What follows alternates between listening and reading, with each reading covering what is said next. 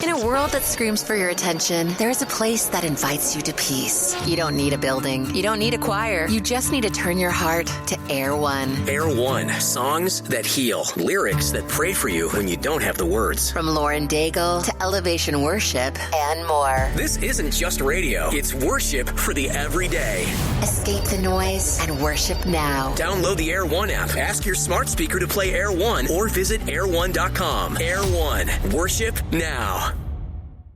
Welcome to the program. No Victocrats allowed because we've got a country to save. So let's get her teed up! You want to play rock? Say hello to my little friend! What the hell's going on out here? Ooh, that's a bingo. You can't succeed without teeth. 888-971 SAGE 888-971-7243. I am Larry Elder. We are Salem News Channel. This hour we talk to Brandon Tatum about the Nolan Wells case.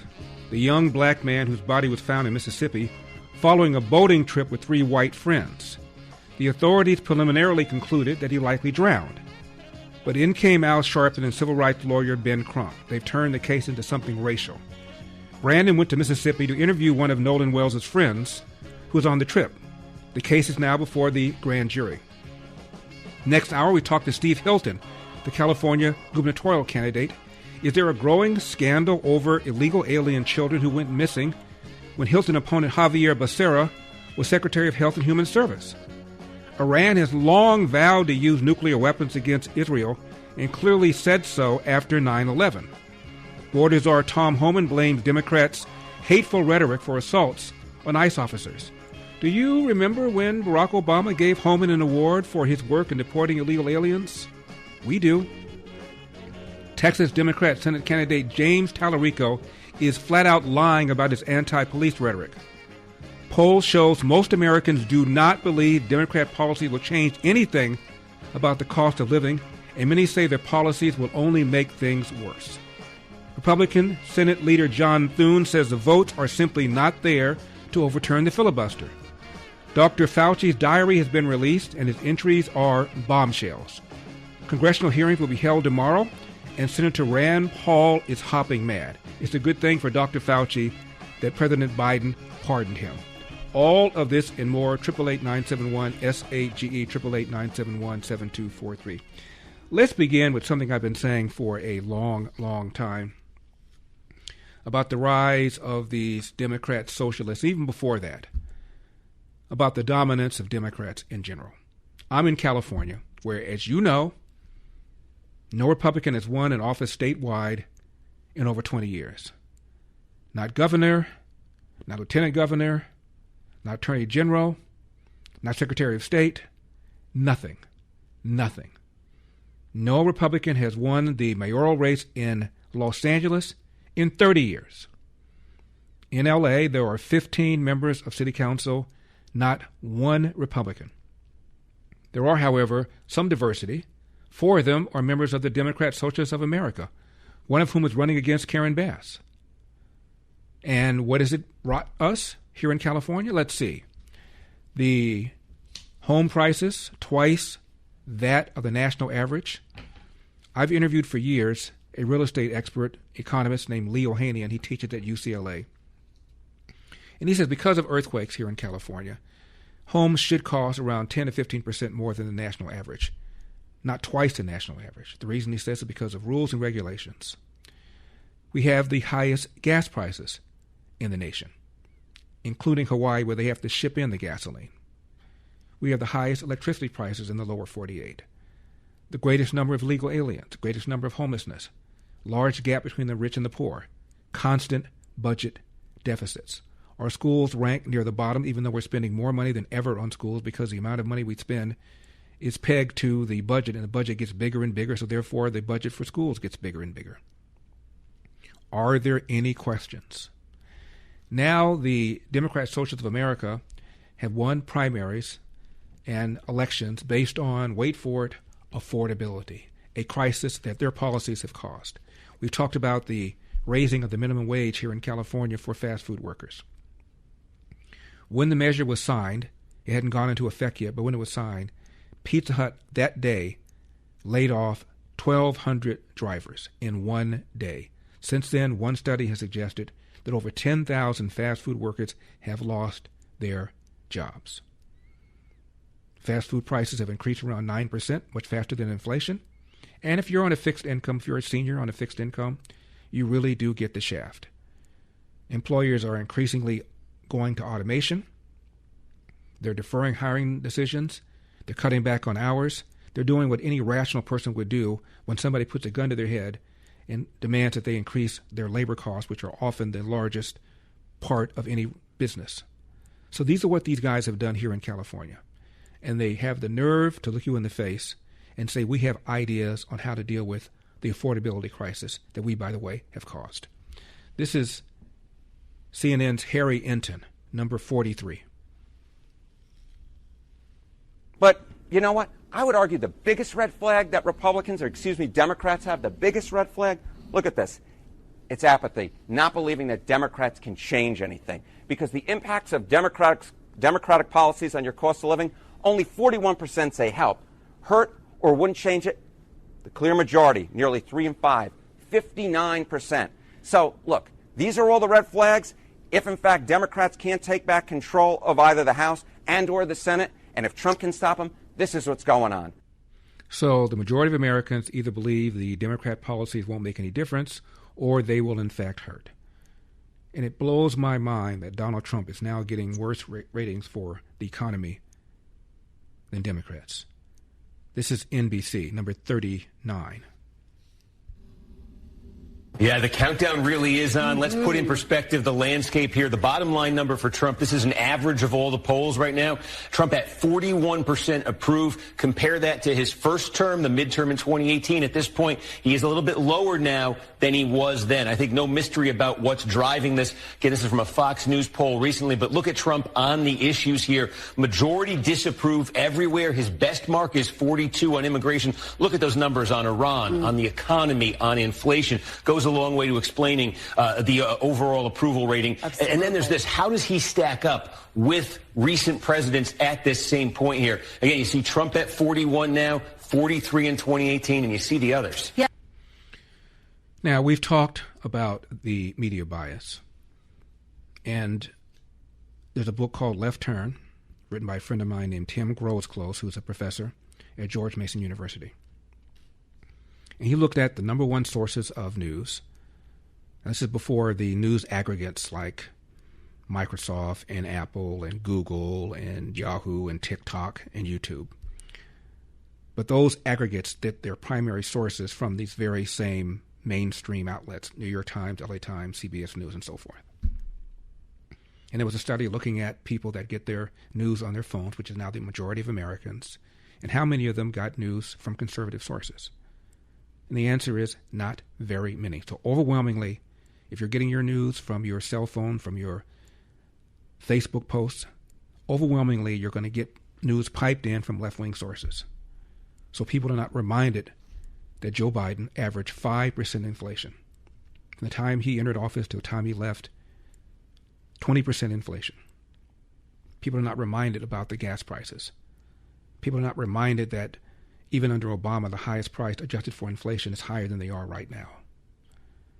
And you wonder why it is that capitalism has gotten the black eye among Democrats. Number 40. Yeah, that's the interesting thing. Democrats did lose the House in 22, but it was only a few seats, and they actually gained a Senate seat. And that's what Republicans are hoping to do some version of, ironically enough, this year. And Republicans think that their one chance is the image of the Democratic Party. We've been seeing it in the primary season. Socialists winning Democratic primaries, candidates from the far left. And look at this here. Among Democrats, this is that Fox poll, a majority have a favorable view of socialism. Step outside the Democratic Party, it's a totally different world. Look at independence, socialism, deeply unpopular there. So is that a vulnerability for Democrats that would keep them from capitalizing on Trump's obvious weaknesses here? Look more specifically at the two chambers here. Senate side, this, if you're a Democrat, this is the particularly tough one. They need a net gain of 4 seats to get control of the Senate. Take a look at the map here. How would they get 4? 4 is their target number. First thing, they can't lose ground. Georgia, New Hampshire, Michigan, Democratic seats, big primary coming up in Michigan in a few weeks there. They could have general election implications. Democrats have to win those just to not lose ground. Then the two Republican seats they think they have the best shot at would be Susan Collins in Maine. Democrats have a new candidate there now. And in North Carolina, where Democrats have nominated the former governor there. It's a close state in 24. If they do that, they still need two more. And where could they get those two? Now, whether you are preparing for exams, juggling family and career, or just looking to stay sharp as you age, Think Factor is here to help. Created by the same company that makes Relief Factor, Think Factor supports sharper focus, stronger recall, and clearer thinking. It's a natural way to give your brain daily nutrients it needs for memory, attention, and even vibrant vision. I take it every single morning. Helps me with my show prep, my busy days. If you want to stay focused during demanding tasks, keep your memory strong, and maintain mental energy for whatever's ahead, Think Factor is for you. Results get better the longer it's taken. First bottle, $19.95. Call 800-4-RELIEF, 800-4-RELIEF, or visit ReliefFactor.com. That's ReliefFactor.com. Think Factor. Think clearer, perform better daily. 800-4-RELIEF, or visit ReliefFactor.com. Parents, the biggest question in education today is how artificial intelligence is shaping the way your student learns. Artificial intelligence is changing education faster than most schools are willing to admit, and many families are rightly concerned. At Patrick Henry College, the goal isn't to outsource thinking to machines. It's to train students to think for themselves. PHC emphasizes a Christian liberal arts education that develops reasoning, writing, speaking, and discernment skills no algorithm can replace. Students learn to engage technology wisely, understanding its capabilities, but also its danger and limitations, rather than becoming dependent on it. In a world increasingly shaped by AI, Patrick Henry College prepares students to lead with wisdom, conviction, and moral clarity. If you want a college that prepares your child to lead in an AI-driven world without losing his or her faith and values, I encourage you to learn more about Patrick Henry College. Visit phc.edu/elder. That's phc.edu/elder. 888-971-SAGE, 888-971-7243. I am Larry Elder. We are Salem News Channel. I want to thank all of you for stepping up in our Food for the Poor program. Again, you can go to my website, larryelder.com.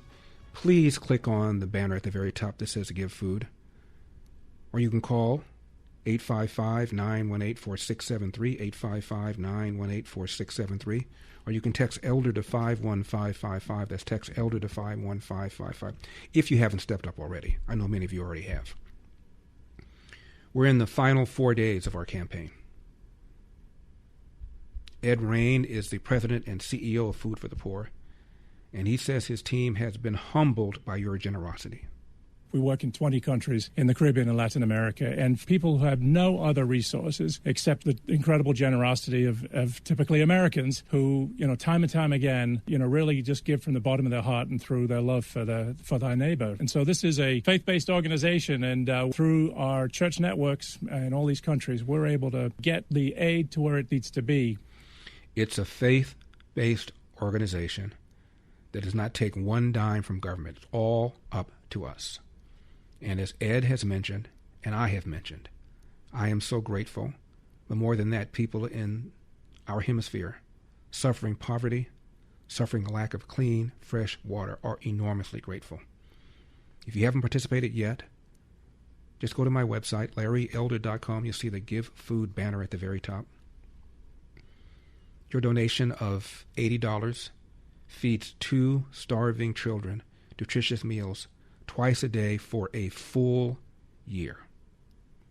Or if you rather text my name, text ELDER to 51555. That's ELDER to 51555.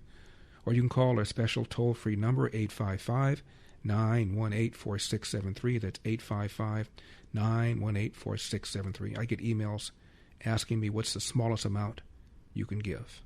There is no amount that's too small. But as I said, $80 feeds 2 children nutritious meals twice a day for a full year. LarryElder.com. Give Food banner at the very top. You can't miss it. Or text ELDER to 51555. That's ELDER to 51555. or just call 855-918-4673, 855-918-4673. Before I get into the Nolan Wells case, we're going to talk to Brandon Tatum about that in just a few minutes. I still am trying to get my arms around how arresting Bibi Netanyahu, how abolishing ICE, how defunding the police is somehow supposed to address the issue of affordability. This is the DSA co-chair responding to a bunch of platform planks. And here she is flat out admitting what their agenda is. Number 60. So we're going to put up on the screen a few of the things that are part of your platform. And I want to ask you, just give me sort of a true or false on these. Abolish the Senate. True. Okay. Replace the presidency and Supreme Court as we now know them.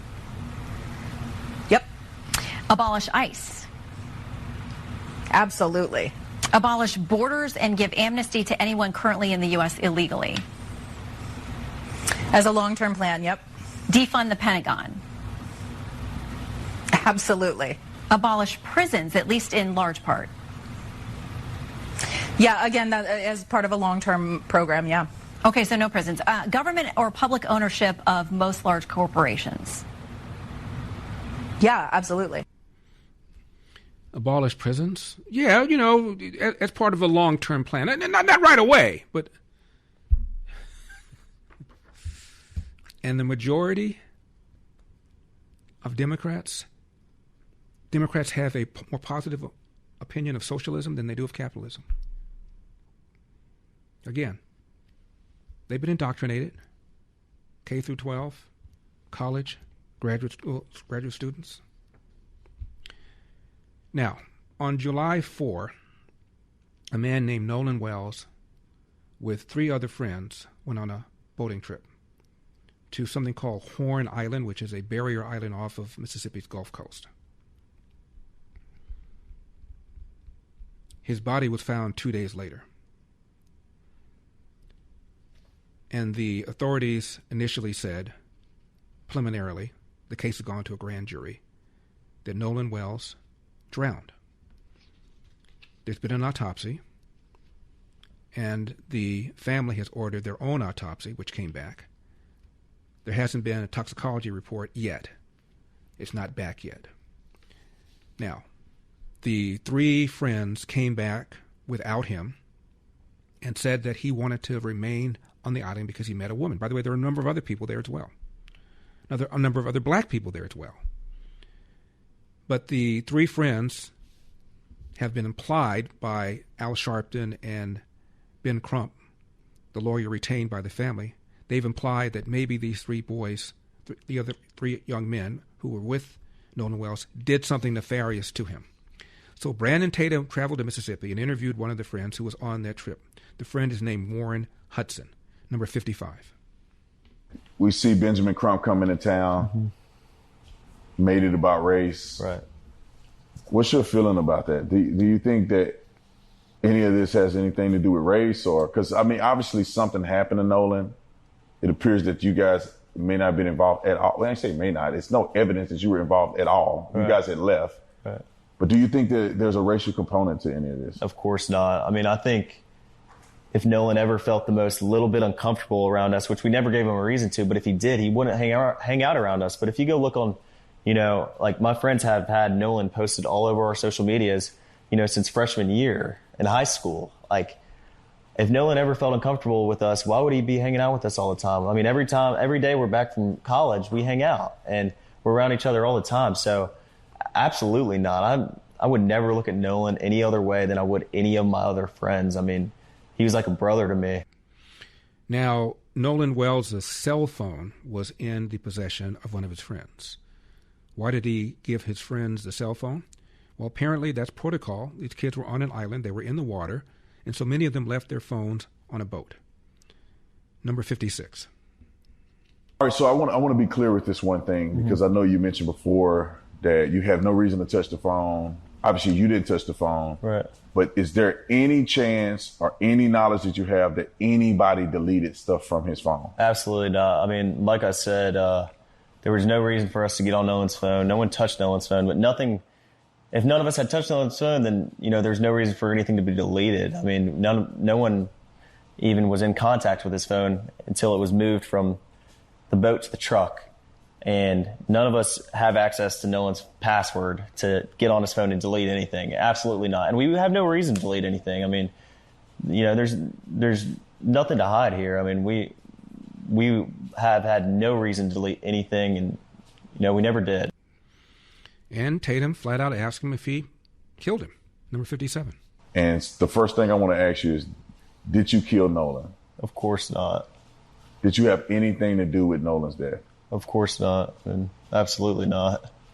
They say that you guys deleted stuff out of his phone. Did you delete anything out of Nolan's phone? No, of course not. The mom acted like, or at least she portrayed on television, and the rumors are that you weren't really good friends with Nolan. Is that true or not? Absolutely not.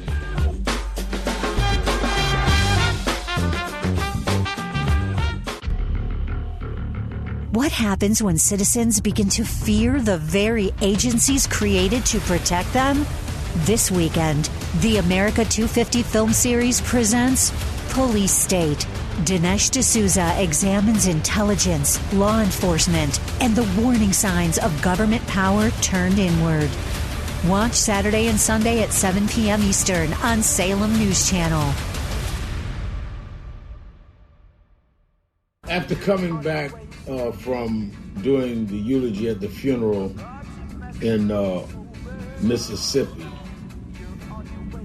for Nolan Wells, and then a day later I was briefed by the family attorney, Ben Crump, and the pathologist as they prepared to release their findings that basically said it was inconclusive.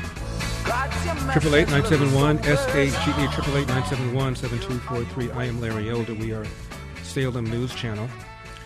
The governor of Mississippi is blaming quote-unquote activists for stoking division, as he put it. And the commissioner of public safety says that false information about his death has incited rage and direct threats. 888-971-SAGE, 888-971-7243. I'm Larry Elder. We are Salem News Channel. We're joined by Brandon Tatum, the host of the Officer Tatum Show. As mentioned, Brandon went down to Mississippi and interviewed one of the young men who was with Nolan Wells when they went on that boating trip to that island. And he's now joining us. Brandon, thank you for taking the time. Brandon, you actually went to Mississippi and you met with one of the friends of Nolan Wells. This is interesting. I've not seen any of the so-called major news do any of this. They've talked about this story, but nobody had gotten down to Mississippi to talk to these young men who was with this guy until you did it? Well, yeah, especially, the interesting part, Larry, is that the family or Benjamin Crump didn't talk to him. I think that they may have been apprehensive to go to the mainstream media because their storyline or whatever could be taken out of context. And I think that the mainstream media couldn't care less about the truth and more about sensationalism. But the people that I expected to talk to them, which I was shocked that they didn't, would have been the family, would have been Attorney Benjamin Crump, because he's out putting information out there that could have been resolved and not inflammatory if he had simply had a conversation and allowed for these boys to show evidence that they did not have anything to do with Nolan's death and they weren't there when Nolan died. All right, Brandon, let's take it from the top. They're on this trip. These are buddies. They've known each other since, high school. And they go to this island where there are a number of other young people. And what I understand, correct me if I'm wrong, is that Nolan told them he did not want to get on the boat and go back with them. He had met somebody. He wanted to stay on the island. They said, fine. Yeah, that's pretty much what happened. I mean, people wanted to be way more salacious than that. They wanted to be about race. They wanted to be like these kids had Klans hoodies on and they want to do a ritual killing of killing a black man. And that's not what happened based on evidence. They all went out. They were friends for a very long time. Some of them were friends since middle school. Nolan loved them and was friends with them enough that he spent the night at their house before going to Horn Island with them the next day, going on their boat. They went last year. These boys were really good, close friends. And Nolan is a grown man. He had a little thing out there that he wanted to entertain. He was hanging out with her. These guys actually left prematurely because the boat was sinking. And so Nolan was like, look, y'all can deal with that. I'm finna hang out with her, and I'll get back to the island on another boat, and I'll see y'all later. That's pretty much what is being articulated to me. And then they left, and he ended up never coming back. What about the young lady that Nolan met on the island? Who is she? Well, her name is Katie, based on the information that I've gotten, and I've seen her text message. I haven't made them public because I wanted her to have an opportunity to put it in context for me.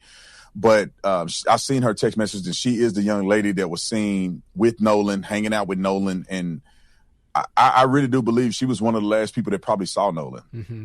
Now, the authorities, of course, have interviewed her, and they've interviewed the three friends. What is it that the authorities think happened? Well, see, I don't know. I haven't talked to them. I don't think that they're going to divulge their information to a regular journalist like me. But it doesn't appear that they think foul play occurred as of yet. With the preliminary autopsy, it doesn't appear that there's any blunt force trauma to the face indicative of an assault or something of that nature. And they're going off that, which was their independent first statement. And if they interviewed the boys that I talked to and they gave the similar statement they gave to me, it exonerates pretty much all of these boys from having any involvement in Nolan's death. Mm-hmm. I have a lot more questions. We only have a few seconds left in this segment, Brandon, but the young man that you interviewed, was he offended? Was he angry that some people are suggesting he had something to do with his good friend's death? I think the better analogy or the better statement would be he was hurt. Mm-hmm. He was disappointed. I mean, he was devastated that people would suggest that he would kill his best friend, one of his best friends. So, yeah, it was very troubling, and it was very sad. And I think he was really upset that Nolan's mom had painted the picture that these boys were not his friends and that they could possibly have killed them when that more than likely wasn't the case. Well, that was my next question. We'll pick it up on the other side. I read that the mom suggested something like that they weren't good friends at all. So stick around for this, Brandon. 888-971-SAGE. Brandon Tatum, host of the Officer Tatum Show, is my guest. Do not leave town.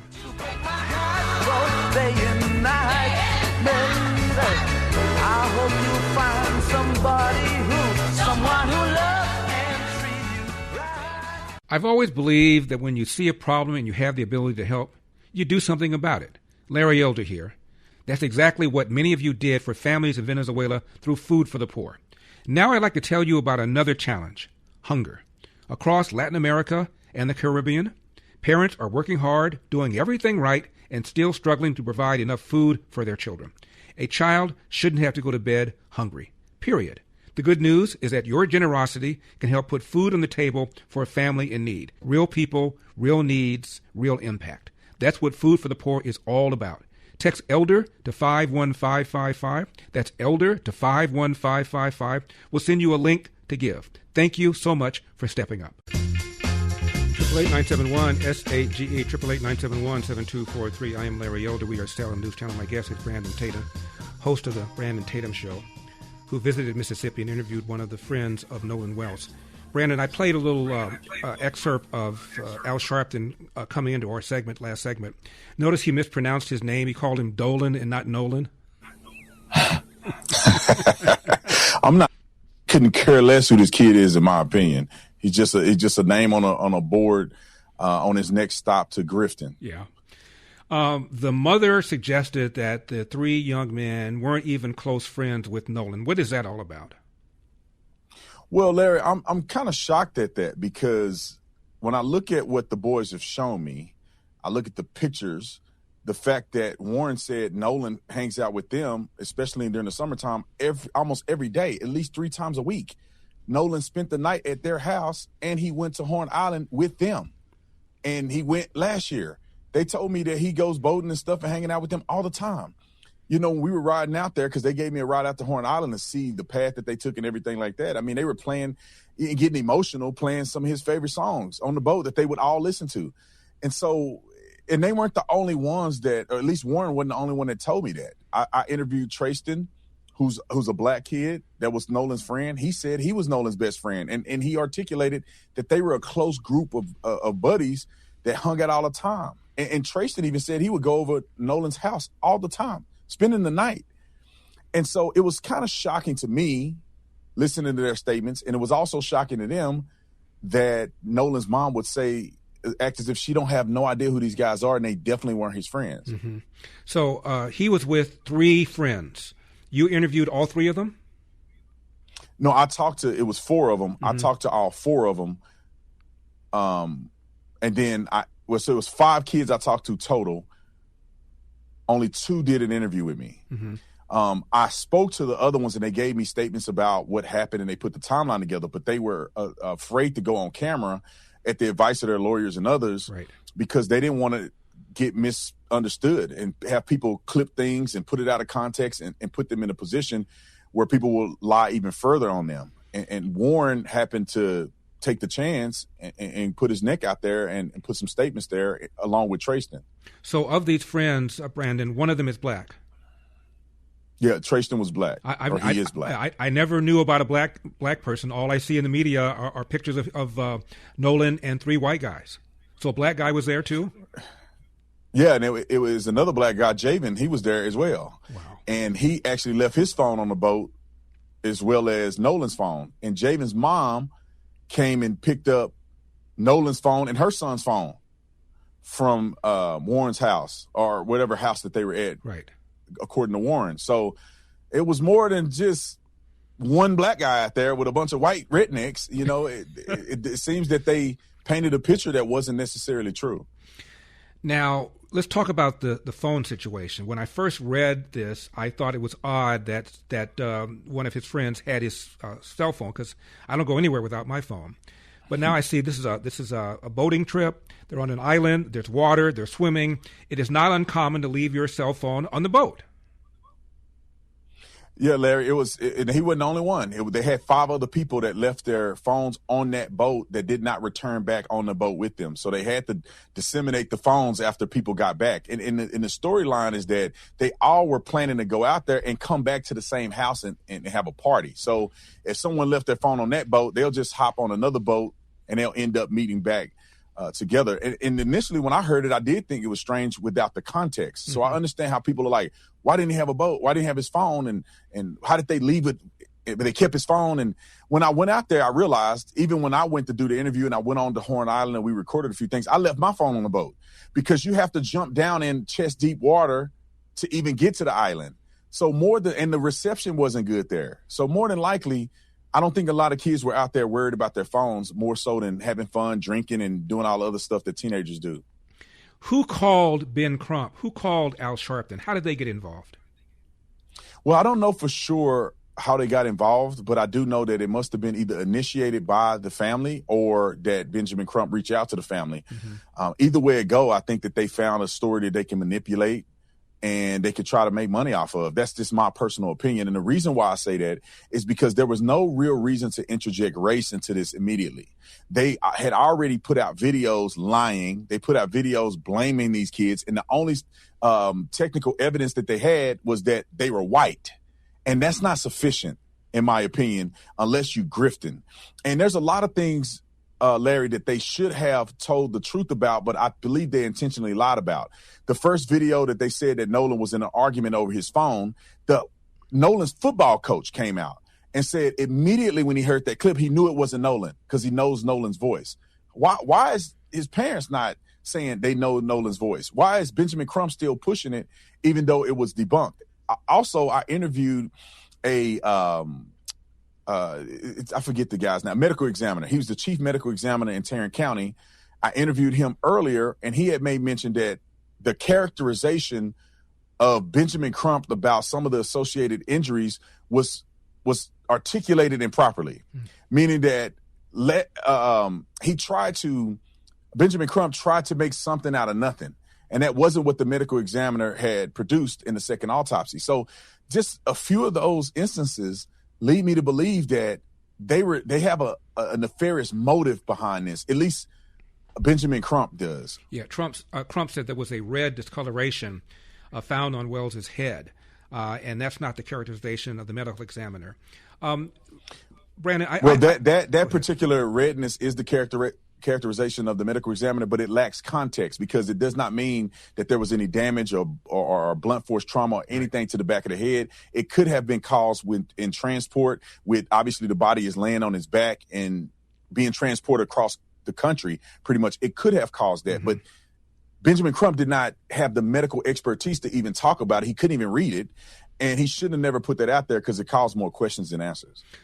I could understand, Brandon, why the family might call Sharpton or Ben Crump if they thought they were being jacked around by the authorities, if they thought the authorities were not doing a thorough job in investigating what happened to their son. Is there any reason to suspect that the authorities are doing a bad job or dragging their feet or somehow they don't want to get to the truth? Well, Larry, I think that there's no evidence of impropriety when it comes to their investigation. However, I can see how parents want to make sure that they do the right thing by their son. This was a suspicious situation. So I could see why they would want to hold them accountable, but there's no need to have a civil rights attorney. I mean, I would have a criminal law attorney accompany me to make sure I get criminal justice in the death of my son. I wouldn't jump to a celebrity attorney who is really only looking at it monetarily, in my opinion, because if you look at his track record, he never really gets criminal justice for the people he represents. It's only payouts and restitution and all of these other things that involve money and not necessarily criminal justice. 30 seconds left in this segment, and then we have a short one coming up. The case is going to the grand jury, correct? And there has not been a toxicology report back yet. Is that correct? Oh, 100% correct. This is routine that it would go to a grand jury. It does not mean that there was a crime committed or impropriety. It's routine that they do that to be consistent and be thorough in the investigation. And so, yes to that. And the toxicology results have not come back yet. 888-971-SAGE. My guest is Brandon Tatum, host of the Officer Brandon Tatum Show. Do not leave town.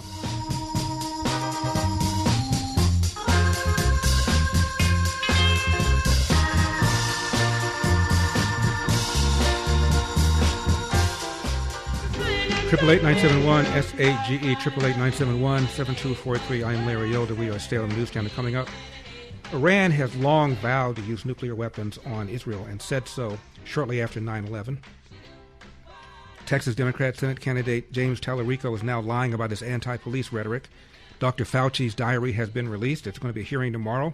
And Dr. Rand Paul is hopping mad. All of this and more, 888-971-SAGE. Our last few minutes with Officer Brandon Tatum about the Nolan Wells case. I was talking about this, Brandon, on another show. I had another young man, black young man, who was all angry about this and talked about Mississippi and about Emmett Till, and therefore you can't trust what's going on in Mississippi.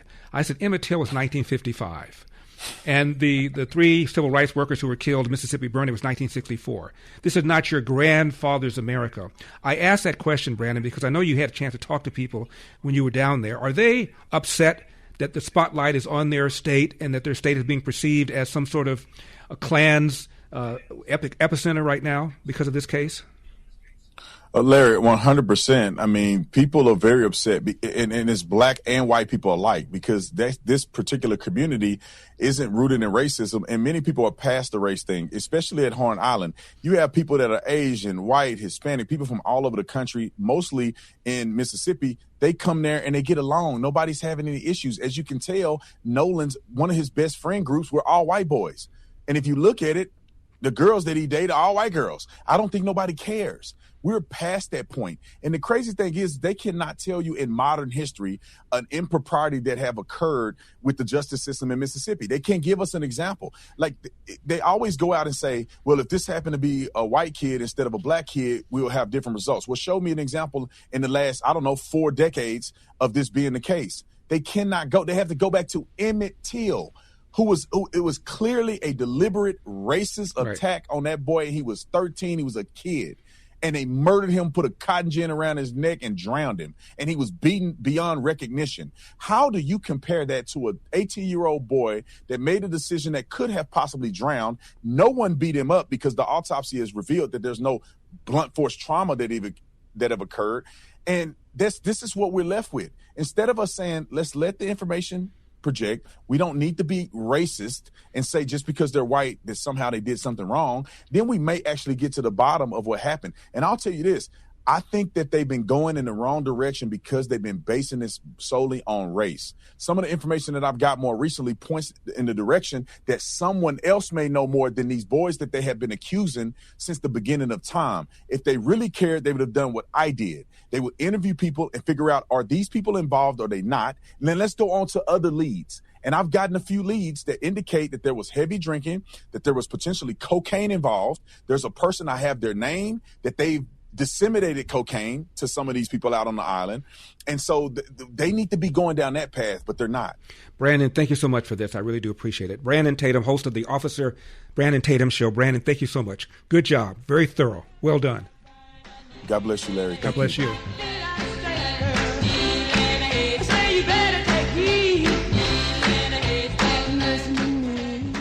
So let's get her teed up! You want to play what? Say hello to my little friend. What the hell's going on out here? Ooh, that's a bingo. You can't succeed without teeth. 888-971-SAGE, 888-971-7243. I am Larry Elder. We are Salem News Channel. So much to get to between now and the close of the program. This hour we're going to talk to Steve Hilton. There is a growing scandal over illegal alien children who went missing when Hilton's opponent Xavier Becerra was the head of HHS. Iran has long vowed to use nuclear weapons against Israel and said they would do so shortly after 9/11. Do you remember that? Border Czar Tom Homan blames Democrats' hateful rhetoric for the increase in assaults on ICE officers. And do you remember when Barack Obama gave Homan an award for his work in deporting illegal aliens? Texas Democrat Senate candidate James Tallarico is lying about his anti-police record. Senate leader John Thune says the votes simply aren't there to get rid of the filibuster, even though President Trump thinks that the votes are in fact there. Dr. Fauci's diary has been released. The entries are bombshells, including his own skepticism that the virus came from natural circumstances, even though he kept saying it. There are going to be hearings tomorrow, and Rand Paul will be the point man for the Republicans. All of this and more, 888-971-SAGE, 888-971-7243. One more thing about the race card hustlers, Ben Crump and Al Sharpton, who are down in Mississippi, trying to suggest that what happened to Nolan Wells had something to do with his race. These guys are running out of stuff to do.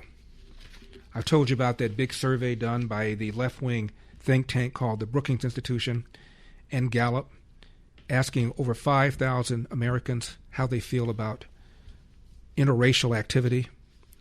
Overwhelmingly, they said race has nothing whatever to do with how they select friends. Overwhelmingly, they said race has nothing to do with hiring decisions. Half of them had bosses of a different race. Virtually all of them had friends of a different race. Racism is no longer a major factor in American life. And when that happens, you have to look for new stuff. That's why Crump and Al Sharpton went to Mississippi, stirring up trouble because it's good for business. That's the family business. I'll give them something to do if they want to maybe make some sort of positive contribution. This is the Chicago Sun-Times last year in March. Headline, "Where's my justice?" Only 6% of Chicago shootings lead to arrests, the Chicago Sun-Times finds. This is the headline. Subheadline, more than 19,000 people were wounded in shootings in Chicago since 2018. The Chicago Police Department has made arrests in only 1,200 of those cases. So in 17,800 of them, no arrests. It said last year, meaning 2024, there were 2,300 non-fatal shootings in Chicago. The police made arrests in 141 of them. That's a clearance rate of 6%. Here's what the Chicago Sun-Times said, and I'm quoting. Mayor Brandon Johnson pledged during his campaign to hire 200 more detectives. But records show the number of detectives assigned to at least one shooting has actually fallen by nearly 20%, with 40 fewer investigators in 2024 than they had last year. Those who did the shootings remain on the streets, free to hurt more people, seeing no arrest. Victims' friends, in some cases, try to take justice into their own hands and retaliate. Quote, some of the city's most violent neighborhoods have some of the highest rates of shooting cases that end up being closed without anyone being arrested. The police assigns 8.4% of its officers to detective work. By contrast, New York City, 11.4%, Los Angeles, 15.4%, Philadelphia, 8.7%. The percentage of murders cleared by an arrest.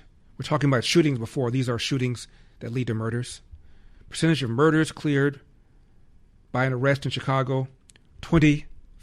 In New York, by contrast, it's more than 50%. Where's Crump? Where's Sharpton? Where's Barack Obama, who adopted Chicago as his hometown? Meanwhile, Obama's made all sorts of statements about Donald Trump and how Donald Trump, in Obama's view, has made America more racist. Article in the Daily Signal. Obama has compared America under Donald Trump to the period after the Civil War that gave birth to the KKK. Obama said the United States, quote, having the same arguments, close quote, that's how he put it. Quote, the issues are still there. How are we going to help the freed people who've been enslaved?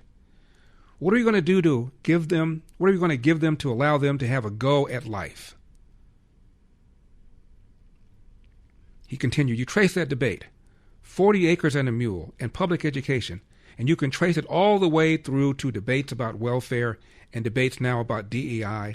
And do we, have, as a society, have an obligation to address past injustices that have institutionalized or left a legacy of poverty? We're having that argument.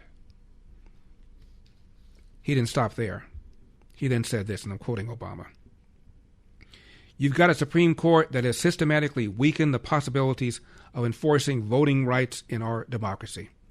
May I mention that one of those who was on the wrong side, in air quotes, of that decision was a black man, Clarence Thomas, who said the Civil Rights Voting Rights Act was not designed to create black districts, Hispanic districts.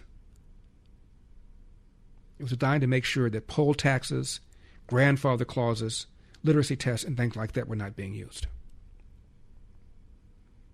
And the idea that black people must be represented by a black person would suggest that a white person must be represented by a white person, which means Obama never could have been elected president of the United States.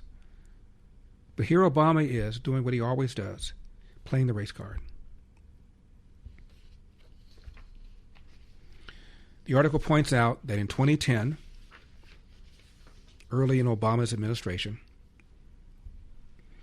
only 13% of Americans said they worried about race relations a great deal.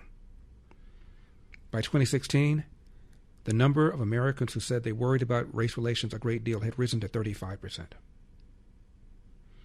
A Rasmussen poll in 2016, 60% of Americans said, quote, race relations have gotten worse since Obama's election, end of quote. And now he's doing it again. But not one word about the low clearance rate for arrests and for homicides in his adopted hometown. Not one word about the fact that a young black man is 13 times more likely to be murdered than a young white man, same demo. And almost always the murderer is another young black man. Where's Obama?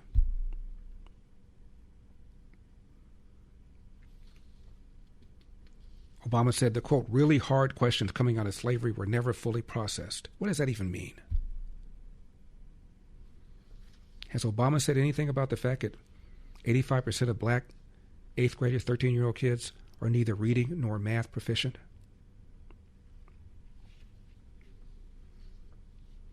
Obama was raised by a single mom. How did she do it? Obama last saw his father when he was 10 years old. How did Obama somehow manage to be able to be productive?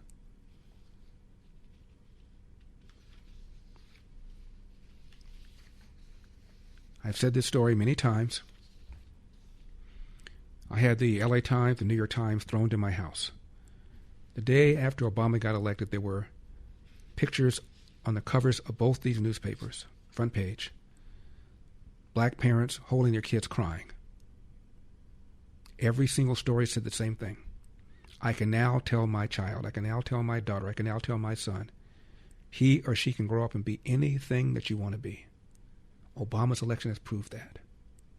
Fast forward, by the time this man left office, the very same people who were so optimistic suddenly had turned pessimistic because Obama whipped out the race card time and time and time again. Whether it was having America's preeminent race hustler Al Sharpton over to the White House over 70 times, whether it was embracing Black Lives Matter, if I had a son he looked like Trayvon, saying racism was in our DNA, he did it over and over and over again, and he's still at it. Now, whether you're climbing the corporate ladder, launching a new project, or just looking for that extra edge, your brain is your most valuable asset. And now there's a way to support it every single day, Think Factor. From the makers of Relief Factor, Think Factor is built to help you stay sharp, nurture your memory, and boost your attention. It unlocks the mental clarity and precision you need to stay ahead of the game, no matter the challenge. For me, it provides energy, focus, and the ability to push through my mentally demanding days. And Think Factor results get better the longer it's taken. If you're a go-getter who refuses to settle, Think Factor helps you perform at your best and keep your edge. First bottle, $19.95. Just call 800-4-RELIEF, 800-4-RELIEF, or visit ReliefFactor.com. That's ReliefFactor.com. Think Factor. Think clearer, perform better daily. 800-4-RELIEF or ReliefFactor.com. When you're trying to help and you realize that you've been fooled and you've been used to traffic children, it's heartbreaking. Secretary Becerra pressured the Office of Refugee Resettlement to speed up sponsor transfers for unaccompanied alien children, going so far as to say, if Henry Ford had seen this in his plan, he would have never become famous and rich. This is not the way you do an assembly line. What was the Unaccompanied Children program for those who are not familiar? 888-971-SAGE, 888-971-7243. That is a short segment of a longer clip about the migrant camp, abuse camps, growing scandal when Xavier Becerra was the head of HHS. 888-971-SAGE is a number. I'm Larry Elder. We are Salem News Channel. We are joined by Steve Hilton, Republican candidate for governor, whose website, of course, is stevehiltonforgovernor.com. Steve, you and I have talked both on the air and off the air about the possibility that when Becerra was head of HHS and was in charge of these migrant children, so many of them were lost, displaced, not found, it could blow up and become an issue in this race. Are we at that stage right now, Steve? Well, it should be. I mean, we did this event yesterday where we played that tape. This is a whistleblower interview that we carried out with an investigative independent journalist, Anthony Rubin, about 3 weeks ago in Orange County. I was there for all of it. And there's much more to come. That was a short clip from a 2-hour interview. And then there's much more to come from that interview. And there's much more to come from many other whistleblowers that are coming forward to us, both people who worked in these camps and who were victims of the camps. So this is just the beginning. And I think everyone needs to understand, because there's been a lot of under-reporting of this, as well as a lot of people not realizing the scale and the extent of it and the nature of it. I want to just give the basic facts. During Biden's border crisis, you had 479,000 unaccompanied children cross the border. Every single one of those was in the custody of Xavier Becerra, because it's his agency that's supposed to take care of them, HHS. The job of HHS was to keep these children safe in facilities until they could be moved to a responsible adult who would take care of them. Becerra did neither of those things. The camps themselves were an absolute disgrace, with widespread reports of sexual abuse, rotten food being given to kids, unclean drinking water, psychological abuse, terrible conditions in the camps themselves. But then when they leave the camps, it got even worse. Prior to Becerra, there was a vetting process to make sure that every single child is put in the hands of someone who, if they claim to be a relative, they really are a relative. If they claim to be a responsible foster parent or sponsor, then they really are, or some relative or whatever. All of those checks, procedures, the vetting was dismantled by Becerra because he didn't want the pictures of kids in camps associated with his political reputation. So he told them to speed it up, to get the kids out of there quick. This is now the testimony, not just documented in other evidence. This was the testimony of that whistleblower, the exact things that they were told not to do. Check IDs, follow up, check suspicious IDs, check who these people were. The message was get them out as quickly as possible. As a result of that, and here's the number that is staggering, because there's been a number reported that Becerra lost 85,000 kids. That number's been out there for a few years because it was originally in a New York Times report. The real number, 319,000. 319,000 kids that couldn't be located. Now, the Trump administration has been working hard to locate them and has actually found 180,000.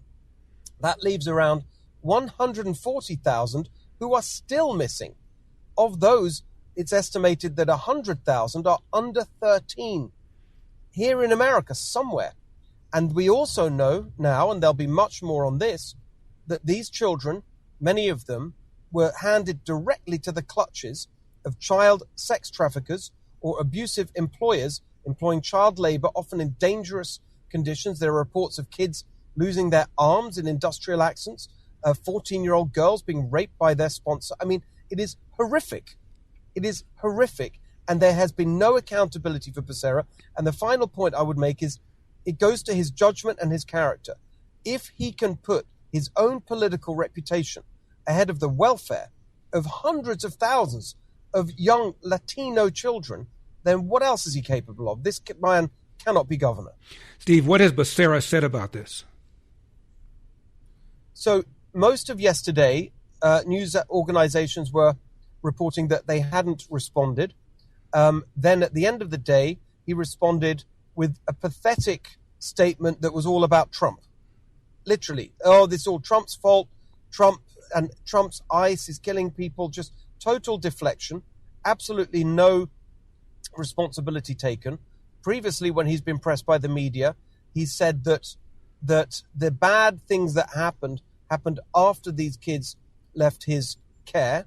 Well, yes, because he sped up the process. He also denied any responsibility for what happened afterwards, and claimed that the conditions in the camps were very good. He actually visited the camp that we did our event in, where that whistleblower worked.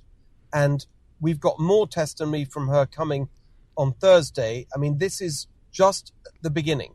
And I'm just hoping that there will be justice and there will be accountability, and the volume and the scale of the scandal will mean that he will have to take responsibility for it at some point in this campaign.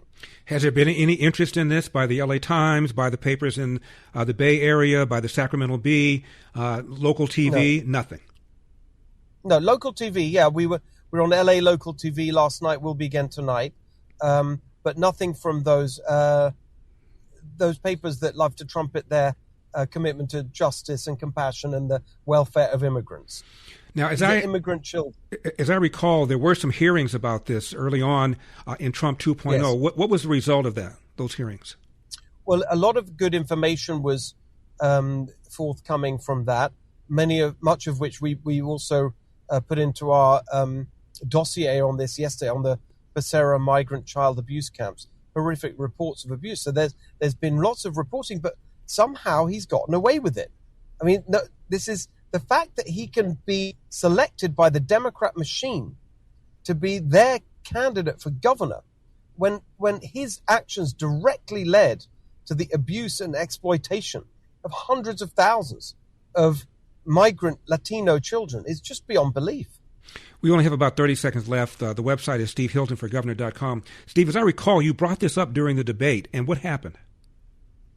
Well, he just called it MAGA talking points. I mean, even one of the other Democrats said, what are you talking about? This was in the New York Times. I mean, it is unconscionable. I mean, he's asking us to vote for him based on his experience. This was the last big job that he had. This is what he did with it. It's a scandal of epic proportions. I would say, just on a human level, this is one of the greatest government scandals of, I don't know what time period you want to go back over.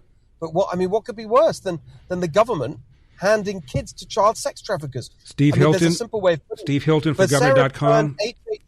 Steve Hilton turned HHS into the largest child trafficking operation in history. Steve Hilton for governor.com. Steve Hilton for governor.com. Steve, thank you so much. Thank you, Larry.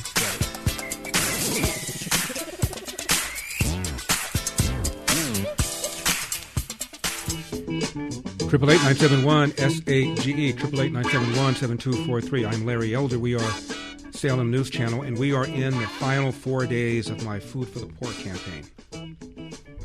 Please go to my website, larryelder.com. You'll see the Give Food banner at the very top. Or you can text Elder to 51555. That's text Elder to 51555. Or you can call our special toll-free number, 855-918-4673. That's 855-918-4673. Ed Rain is the president and CEO of Food for the Poor, and he says his team on the ground has been humbled by your generosity.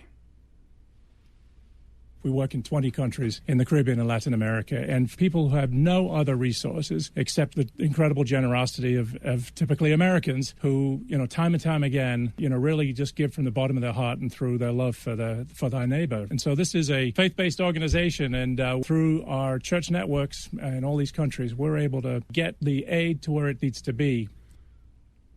And as I mentioned, not one dime from government. It's all up to us.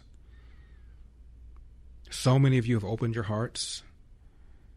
All you have to do is go to my website, larryelder.com. Click on the Give Food banner at the very top. Just $80 feeds 2 starving children nutritious meals 2 times a day for the full year. Or if you rather text, just text my name, Elder, to 51555. That's Elder to 51555. And we'll send you back a link so you can donate. Rather use a phone, 855-918-4673, 855-918-4673. We are in our final 4 days. Whatever you feel led to donate, no amount is too small. Click on the Give Food banner at the very top, larryelder.com. Now, Senator John Kennedy says that there needs to be either a speech or a long press conference where Donald Trump lays out why we went to war against Iran. Number 42. I've seen the poll. It looks about right. I support the president in Iran. We all need to do a better job messaging. Mm-hmm. I may end up with a sombrero on my head by saying this, but we all know the president. He exists loudly. He grows anxious when he has an unexpressed thought. He's not always disciplined in his messaging. I'm not saying he should stop talking. He's the president. I'm not. But I would put Rubio and Kaine and Radcliffe and Hegseth out there, either in a speech or in a long press conference, to explain what's going on in Iran, why we went in, why we're still there. Now, the Democrats, I listen to Bernie. Bernie wants to just come home. He wants to turn out the lights, make sure the cat's inside, and go to bed. Mm-hmm. That would be a huge, huge mistake. Well, it's interesting because 67% of Americans want the war to end now. And during that questioning, you floated the idea to General Kaine, the chairman of the Joint Chiefs, that the U.S. could stop in Iran, end the blockade, and bring troops home. He didn't lay out for you the potential consequences. But why did you ask that question? You're not advocating it. Why are you asking it? Because I wanted to know the answer. Look, here's what I think we ought to do. I think we ought to tighten the sanctions on the sale of Iranian oil. I think we ought to continue the blockade and starve them out. I think we ought to bomb Pickaxe Mountain and try to reach what's underneath it. I don't have enough information to know about continuing the attacks. The president likes the daily attacks. He believes that sometimes you have to kill a few chickens to scare the monkeys. That's not. I don't think that's going to work with the Iranian leadership. These people are more than mildly insane. It's like dealing with Son of Sam or Charles Manson. But I don't think we ought to just cut and run. If we can stand the pain of the rising cost of energy, we need to stay the course, at least for a few more months. I also don't think we need to send in troops. That's my opinion for what it's worth. Now then, I've been saying for a long time, it really, really irritates me that when Donald Trump met with the NATO General Secretary, Mark Rutte, and Rutte said that Iran was close to getting a nuclear weapon, and that Trump did the right thing by setting back the nuclear program, and that the world is safer because of it. All of that was buried. I wrote an article about it. I looked at the Associated Press. I looked at Reuters. I looked at the various major news outlets that covered the meeting that Trump had with Rutte, and either that part of it was not there at all or was buried. Let's talk about what Iran's intentions would be if and when they obtained a nuclear weapon. Don't go away. I'm Larry Elder.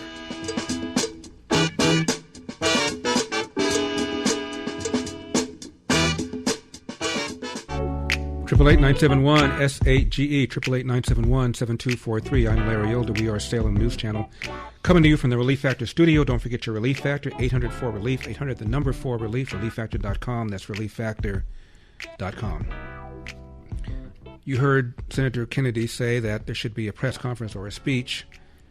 Maybe it should be done by General Kane, Chairman of the Joint Chiefs, or by Marco Rubio, to explain to Americans why we are in this war.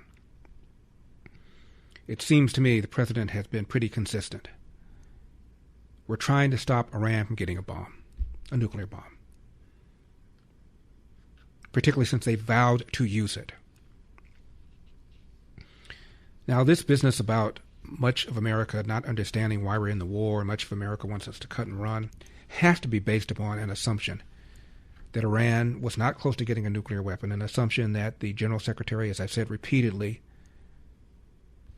has said that they were close to getting a nuclear weapon, and the assumption that if they had the nuclear weapon, they wouldn't use it. This is an article from IPS, which is an international news service, dated 12/14/2001, so not after 9/11. Dateline Tehran. Let me just read you a little bit of this article. First sentence. One of Iran's most influential ruling clerics called Friday on Muslim states to use nuclear weapons against Israel, assuring them while such an attack would annihilate Israel, it would cost them damages only. Ayatollah Ali Akbar Hashemi Rafsanjani told a crowd at the traditional Friday prayers in Tehran, quote, "If a day comes when the world of Islam is fully equipped with arms Israel has in possession, the strategy of colonialism would face a stalemate, because application of an atomic bomb would not leave anything in Israel, but the same thing would just produce damages in the Muslim world." Analysts said Mr. Hashemi Rafsanjani's speech, continues the article, was the strongest against Israel, but also the first time that a prominent leader of the Islamic Republic openly suggests the use of nuclear weapons against a Jewish state. Now, he's just not some cleric. He is the chairman of what's called the Assembly to Disarm the Interest, chairman of the Assembly to Discern the Interests of the State. The article refers to him as the Islamic Republic's number 2 man after Ayatollah Khomeini. So the number 2 man has said that we will use nuclear weapons when we get them against Israel, It'll destroy Israel. It'll do some damage to the Middle East, no question, but just some damage only. Said this right after 9/11. Are there any questions? Now, about the speculation that we are depleting our weapons, here's what the United Nations Ambassador Mike Waltz said to NBC, number 41. To the world's economies hostage. You raise assets. I want to ask you about the assets. NBC News is reporting the Pentagon is actually rationing some defense weaponry amid diminishing supplies. Is America backing away from a larger military attack because its military stockpile has been depleted? Well, look, we have to take a step back here in that a lot of stockpiles were depleted, not only from what we gave Ukraine over the last however many years, 4 or 5 years, and the administration inherited, the Secretary Hegseth inherited a depleted situation from not only Ukraine, but also the ongoing fight with the Houthis under the Biden administration and a depleted military under the Biden administration. So they have decided, one, they're going to new types of munitions, cheaper munitions, new technologies, but also with these new defense budgets, rebuilding our great military. However, but you acknowledge I want to be clear. Do you acknowledge they're depleted, at this moment? I want to be crystal clear. The U.S. military, and I've verified this every which way, has everything that it needs to conduct this campaign as effectively as it needs to be. And I have to tell you, the people that are leaking this nonsense deserve to be in jail. Meanwhile, Euronews is reporting that 2 more protesters were publicly hanged yesterday morning, blaming the total to 4 out of 12 sentenced in the same case. The Iranian authorities accused the defendants of killing 4 members of the Basij militia during clashes in the streets, claiming that they were protecting some of the protesters. And when the Basij militia and special units tried to get the protesters, they closed the doors so they couldn't get them. So far, 4 hangings out of 12 sentenced in the very same case. Presumably there'll be more hangings over the next few days. Meanwhile, the Wall Street Journal is reporting that Iran is firing what they're calling their Kibar Shikan ballistic missiles.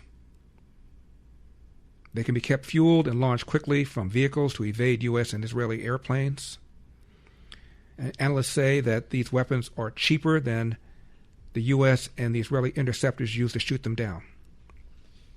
Wall Street Journal described them as the workhorse of Tehran's arsenal. Quote, a cheap, mobile, accurate weapon with a range of at least 900 miles. And recently, continues the Wall Street Journal, Iran has been using it in complex attacks, proving itself to be an adaptable adversary for the United States. Iran is believed to have 2,500 of these missiles and other medium-range missiles before the war began. Quote, it might be assembling more from components stored in underground bases. Unclear how many more they have, unclear how quickly they are assembling new ones, but clearly they are adapting. Again, this is an adversary. It couldn't care less about its own people. Hanging protesters in the public square. Killed something like 40,000 of its own people, unarmed. Putting women and children in sites where they believe the Israelis and the Americans may bomb, so that then they can blame the Israelis and Americans for committing war crimes. This is an adversary. One more time, imagine what will happen when and if they acquire a nuclear bomb. Now, when it comes to supplements, 2 things matter most: that it works and that you can trust it. Rather than just tell you about Relief Factor, we let our customers do it. We hear from people every single day whose lives have changed. We'd like you to hear a few of their stories. Chris has spent years doing physical work, leaving his feet sore at the end of the day. After starting Relief Factor, he felt so good, he did something he'd never done before. He ran a half marathon. Now he tells all his friends about Relief Factor. I take it every single morning for back issues. Now, they make it easy to find out if you'll be the next person telling us Relief Factor gave you your life back. 3 weeks, just $17.76. Just go to relieffactor.com, relieffactor.com, or call 800-4RELIEF, 800-4RELIEF. We'll connect you with our friendly local team, and they'll do everything they can to help. relieffactor.com, 800-4RELIEF, 800-4RELIEF.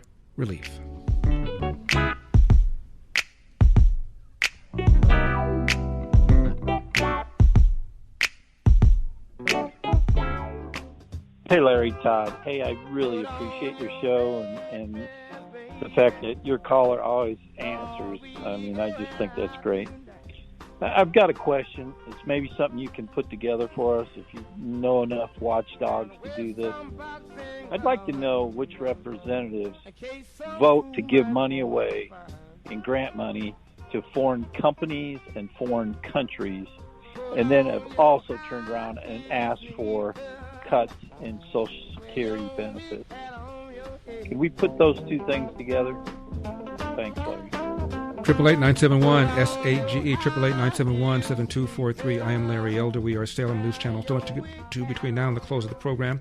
Dr. Fauci's diary has been released, and there are some bombshells in it. There are going to be hearings tomorrow. Rand Paul, not too surprisingly, hopping mad. Border Czar Tom Homan blames Democrats, hateful rhetoric, as he puts it, for assaults on ICE officers. And Texas Democrat Senate candidate James Tallarico is lying about his anti-police record. All of this and more. 888-971-SAGE, 888-971-7243. Now, you already know this. Groceries aren't getting any cheaper. So let me help you save money somewhere else. Right now, when you switch to Sage Wireless by going to sagewireless.com, I'm paying your first month phone bill. That's right, 100% free with promo code SAGE100. Keep your phone, keep your number, get a new one, even add a second line. You'll get reliable coverage on AT&T's very same towers, just at a far more affordable price. And get this, a portion of every bill helps support food for the poor. It's on me. Go to sagewireless.com. That's sagewireless.com. Use code SAGE100 at checkout. sagewireless.com. That's sagewireless.com. Neil is in the Bronx. Neil, you never call, you never write. I'm going to whip out the race card on you. You never call, you never write, you leave me hanging.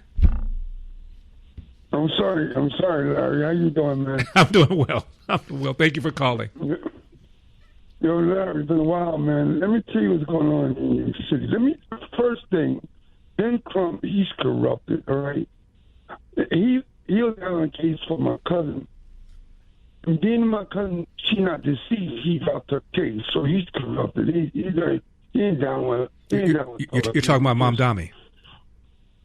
No. Ben Crump, the lawyer, he's corrupted. Ben Crump. Okay. Mm-hmm. He's corrupted like a dog, man. I mean, this man dropped my cousin case. So unless she was dead, he'll take her case. So he's corrupted. And then the mayor, check this out, Larry. The mayor is harassing my family. You got people walking around in Jamaica, Queens. Why is he harassing your family? You only got about 30 seconds. Tell me real quickly. Why is he harassing your family? All right. My niece's mother, brother bought our house in Queens. He talking about keeping tax on the house. He wanted to move out of the house. So now he got a problem coming his way. He messed with my family. So if our Secret Service beat his security up. All right. Well, you keep us posted. He's trying to get that family member moved out. You keep us posted, Neil. God bless, Larry Elder. So let's get her teed up! You want to play rough? Say hello to my little friend! What the hell's going on out here? Ooh, that's a bingo. You can't succeed without teeth. The only reason they want to meet is because we've been hitting them very hard. Yeah. How much patience do you have left? I have a lot of patience. I have plenty of time. Their whole shoreline's wiped out. The strait is in very good shape. And we're talking right now. You know, they wanted to talk. Their people said, please don't shoot last night, the night before, 2 nights. Don't do it. You know, we're having good talks. So we'll see what happens. I think there's a good chance that something could happen. And if it does, good. If it doesn't, we go back to doing what we were doing 2 days ago. 888-971-SAGE, 888-971-7243. I am Larry Elder. We are a Salem News Channel. That, of course, President Donald Trump. He set to meet with Bibi Netanyahu today. Probably it already happened. First face-to-face sit-down since the outbreak of the war in late February. Speaking of radical Islam, this is in Paris. Pregnant woman among 3 injured. Attacker shouted, "Allah commanded me." But the authorities right now are not treating it as a terror incident, under investigation. A source close to the investigation said, quote, "The guy said Allah sent me to kill women, but no. Let's just not call this a terror attack." Victims are 19, 24, 36 years old. One of the victims, by the way, was pregnant. 2 of them are reportedly in critical condition, a third in serious condition. Off-duty police officer saw a man with 2 knives attacked a pedestrian. Suspect is a 31-year-old male. No further information on his background has been made public so far. Now, let's revisit what the DSA co-chair said about the platform of the Democrat Socialists of America, to which, of course, Zoran Mamdani belongs, as does the candidate who will likely win her seat, Daralisa Avila Chevalier, number 60. So we're going to put up on the screen a few of the things that are part of your platform, and I want to ask you, just give me sort of a true or false on these. Abolish the Senate.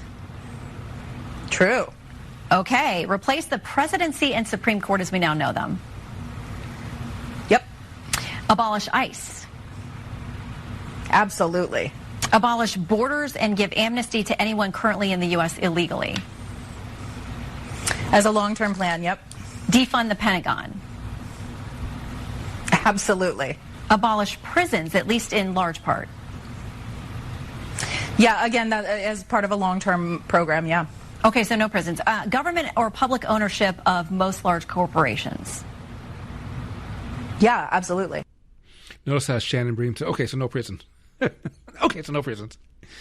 Hakeem Jeffries, the Democrat House leader, says no Democrats have called for abolishing ICE. Really? Number 37. I think one of the things that some of those who are winning their primaries and will likely be in office want to know is if you are going to agree to hold votes on abolishing ICE, opening borders, things of that nature. Will you? Well, I've spoken to several of the incoming members of Congress across the ideological spectrum. Not a single person has raised those issues. Not a single person has raised those issues, he says. This is a Democrat House member, Christian Namworthy, Democrat from Illinois, number 44. But we've also seen several candidates backed by the Democratic Socialists of America topple incumbent Democrats in primaries, talking about different issues and what they would do. I want to play part of an interview yesterday in which a DSA leader was asked to confirm aspects of the group's platform. Let's watch. Abolish the Senate. True. Okay. Replace the presidency and Supreme Court as we now know them. Yep. Abolish ICE. Absolutely. Abolish borders and give amnesty to anyone currently in the U.S. illegally. As a long-term plan, yep. Defund the Pentagon. Absolutely. Are those positions the Democratic Party should accept in your view? No, and I think the vast majority of Democrats do not. But, of course, we're a big tent party where people have different viewpoints. I think that the mainstream viewpoints are ones of, making sure that everyone has a chance to get on the up escalator of the economy. And secondly, that everyone has a chance, regardless of who you are, where you come from, or the number of letters in your name. There are 29 in mine. Mm-hmm. And so I think those are kind of the big tent kind of priorities of the Democratic Party. So we don't want to abolish ICE, but hey, we're a big tent, so we welcome those who do. What about referring to Benjamin Netanyahu as a war criminal? That's now become mainstream. This is the former mayor of New York, Bill de Blasio, number 54. So you came on our show today to call Benjamin Netanyahu a war criminal? I didn't come here to call him that. You asked me a question. Do you believe that to be the case? Absolutely so believe that. I absolutely, says the former mayor of New York, Benjamin Netanyahu is a war criminal. Here's John Fetterman about these radicals in his party, number 38. Well, I will say on behalf of many Republicans out there, I think we would love to have you as part of the Republican Party. I'm just throwing it out there, Senator. I don't know if they would want me or not, but my whole families are Republican, and I think they love me. I'm sure they do. I'm sure they do. Maybe my dad's watching it. But overall, my criticism directed is at the extreme, and in my view, indefensible kinds of views, things. People that are winning the primaries, they are almost always anti-Israel and then anti-American, and they've been forced to delete all the outlandish things that they've said there. And then someone like Mandami, could you imagine if I threatened to arrest someone that I don't like or disagree with? If you come to Pennsylvania, I'm going to, have you arrested, or claim that, I am able to say you're not welcome in Pennsylvania. It's, I've never said or done something outlandish, but he's done that.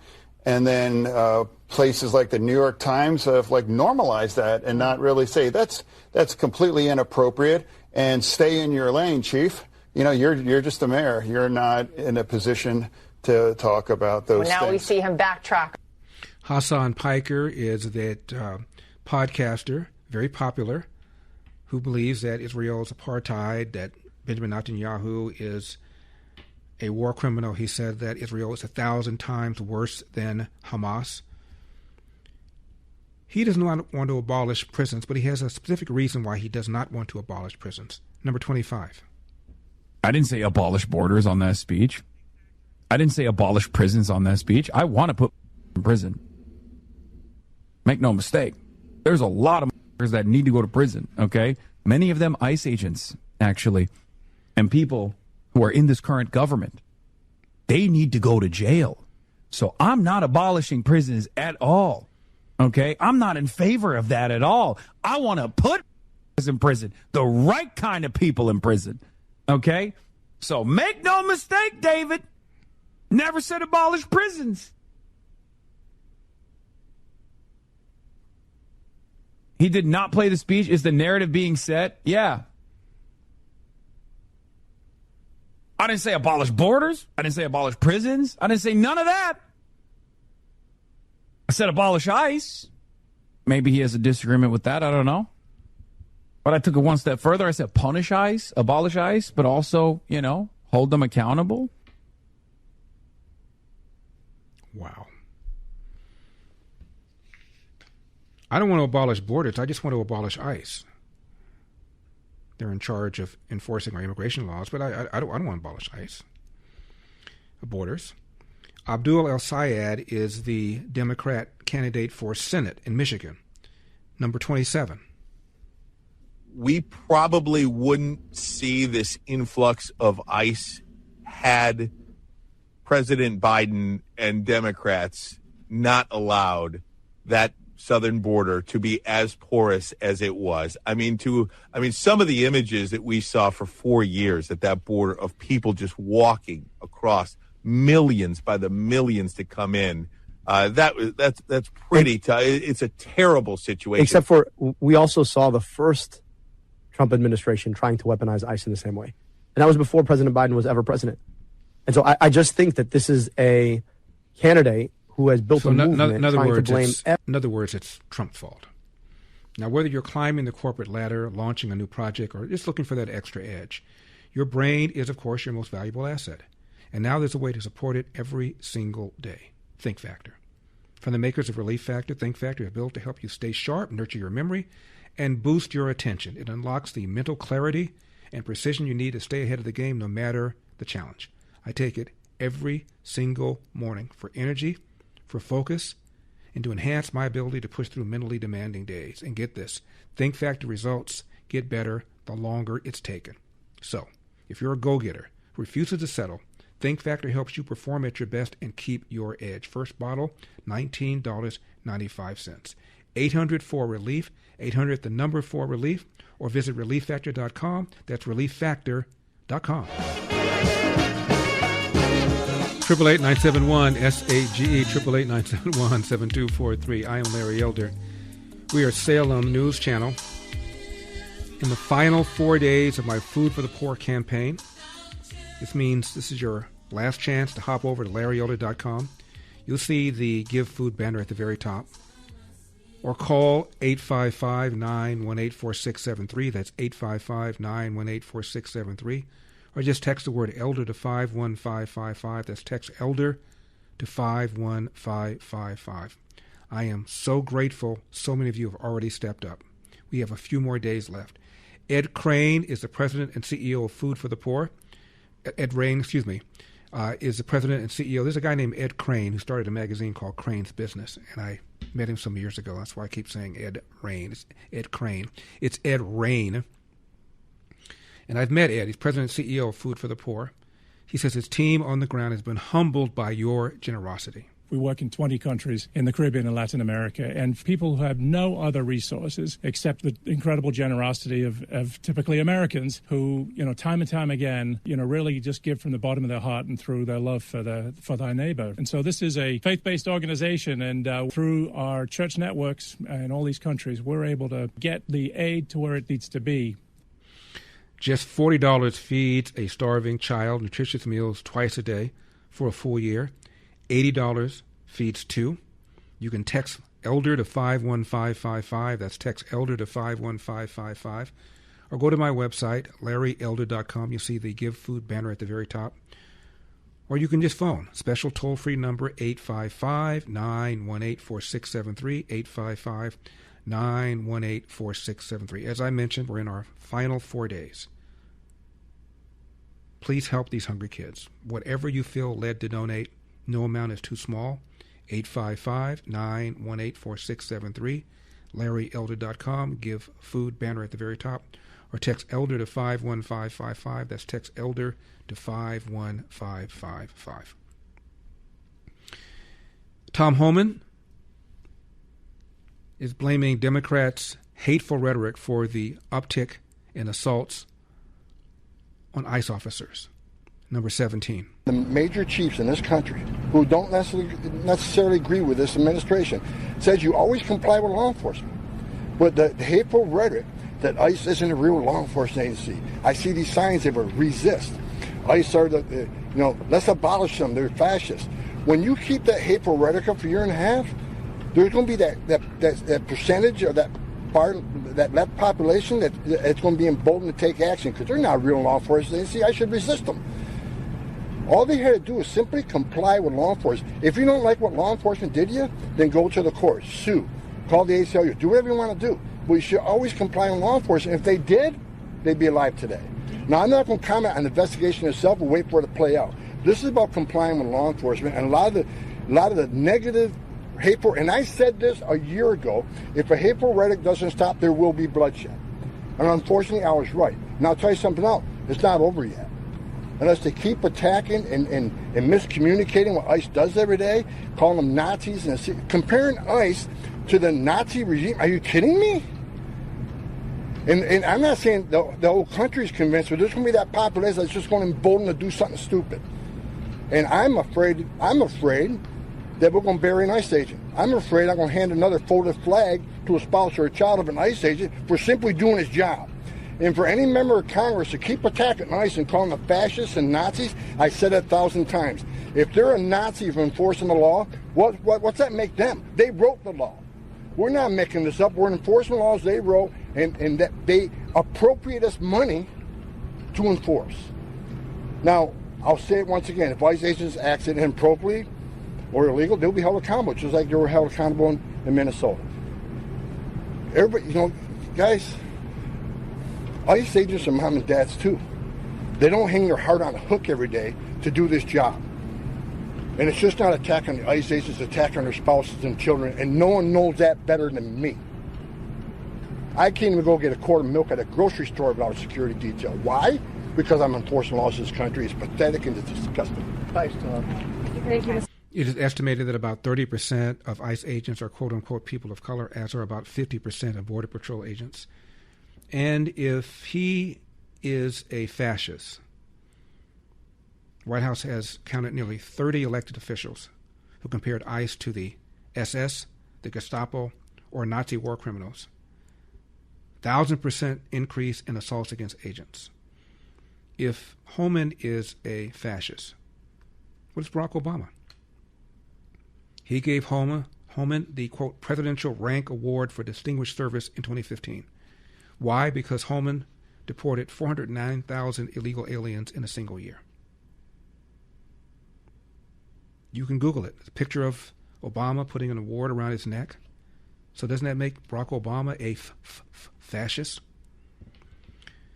West Point community is mourning a 71-year-old vet shot and killed on his front porch by an illegal alien. Number 21.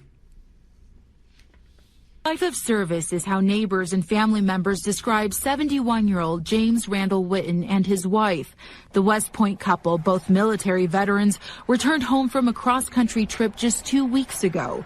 But their retirement plans and adventures were ripped away from them.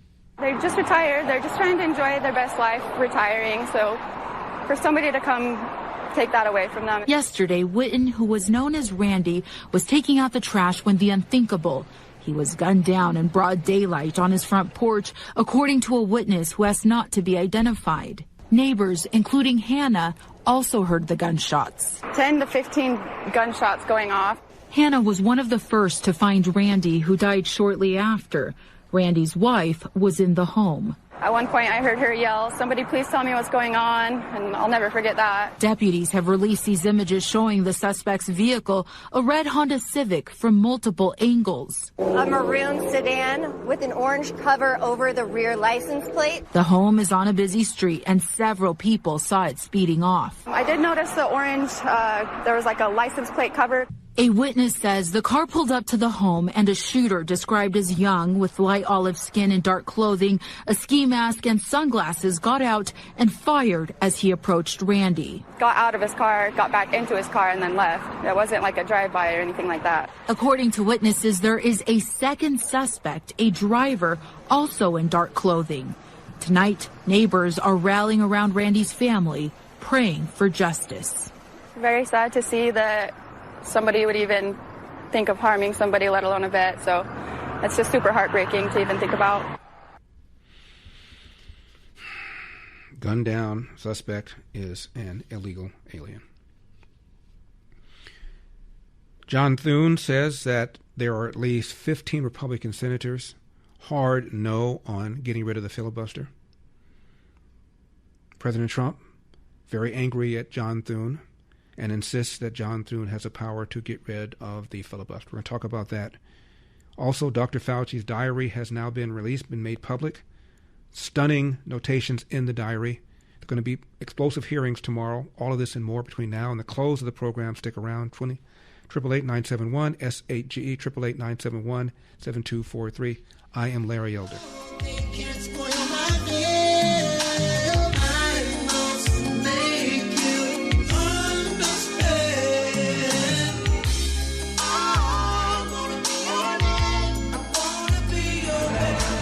Triple 8-971 S8GE 888-971-7243. I am Larry Elder. We are Salem News Channel coming to you from the Relief Factor studio. Don't forget your Relief Factor 800-4-RELIEF 800 the number 4 relief. President Trump was asked why he wants the Senate to stay in town, and the answer really is because he wants them to work on getting the SAVE Act passed. In order to do that, Trump wants John Thune to get rid of the filibuster. Number 47. Why why do you want the U.S. Senate to stay in town? Shouldn't they be out across the country campaigning? What a stupid question. Shouldn't they be out and be campaigning, though? What a stupid question. For Jennifer to ask such a stupid, she's a smart person. I knew her all the way back in the Iowa days when she said Trump's going to win. And boy, was she right. So listen, why do I want it? The SAVE Act has to be done. They shouldn't leave town. I'm not going to stop them from doing it, but they should get the SAVE Act done. If they don't get it done, it's going to be a very bad thing for the party. And frankly, you know, if you look at it, the SAVE Act is going to be voted against by all Democrats, just so we know. We have some Republicans that I will not comment on, a few of them, probably 4, that we probably won't get the vote. I'd like to comment on them, but I have too much sense to do it. The Democrats are going to vote 100% against voter identification and proof of citizenship. 100%. They want your taxes to go up. They want men playing in women's sports. They want open border for the world's criminals to pour into our country. And yet, despite all of that, we have the lowest crime rate in the history of our country since 1900 with murders. With all of that, with all of the 25 million people, many of them criminals that the Democrats let in. Well, they just announced this morning they want an open border policy where the world's criminals can pour into our country. I think they're crazy. There's something wrong with them. So here's the hard truth. The SAVE Act doesn't just require proof of citizenship to vote. It doesn't just require photo ID. It also bans biological women competing against men in sports, and also bans gender-affirming surgery on minors. So it's a very broad bill. And I've told you that John Thune has argued from the very beginning that there aren't enough Republicans to get rid of the filibuster.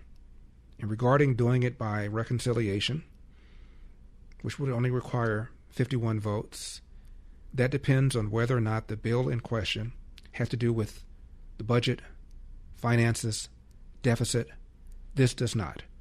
The parliamentarian will make a determination, he's not yet done so, as to whether or not the SAVE Act meets that requirement. But it doesn't. Here's John Thune, number 45. You don't have the votes? Well, we don't, and I've actually I've had this conversation with the president many times, I think, as you know, and I actually suggested at one point that his team come up and sit down and visit with some of my colleagues. So they came up, met with about 20 Republican senators, and 15 were a no on getting rid of the filibuster.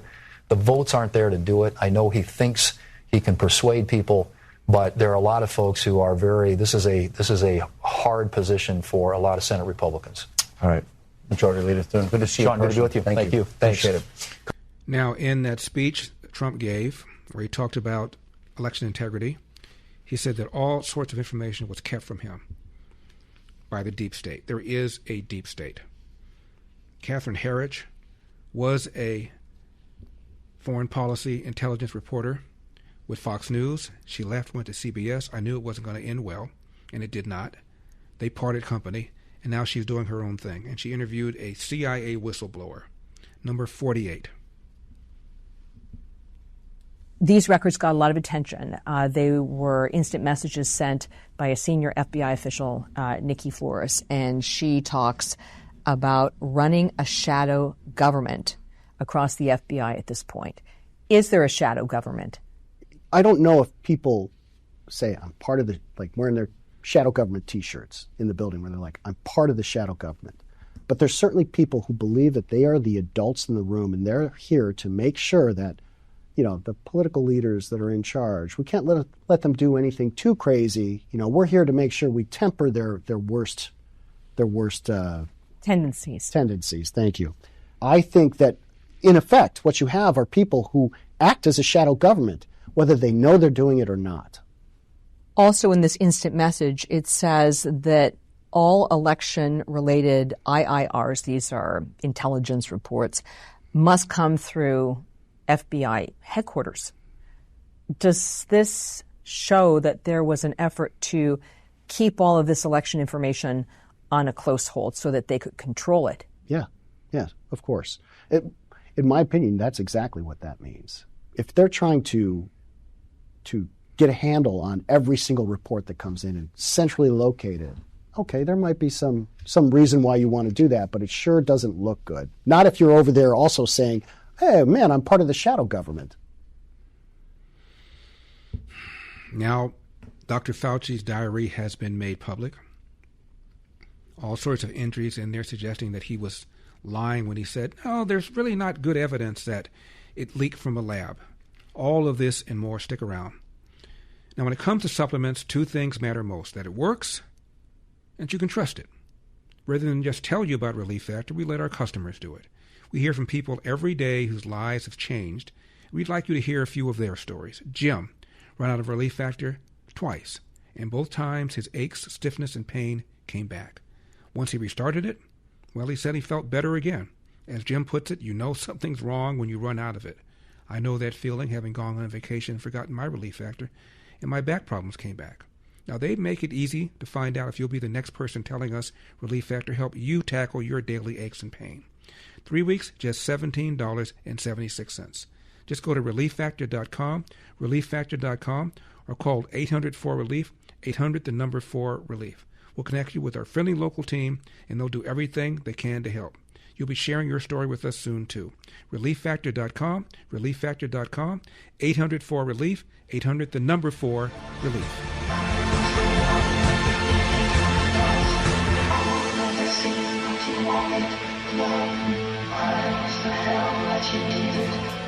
Triple 8-971 SAGE 888-971-7243. I'm Larry Elder. We are Salem News Channel coming to you from the Relief Factor studio. Don't forget your Relief Factor, 800-4RELIEF, 800-4RELIEF.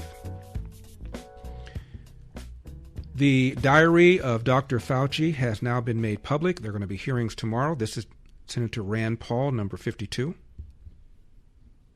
What did you take away from the Fauci diaries, and what do you expect for Wednesday? You know, one of the biggest items that we found in there was that in January of 2020, he already was acknowledging that the virus didn't originate in the marketplace.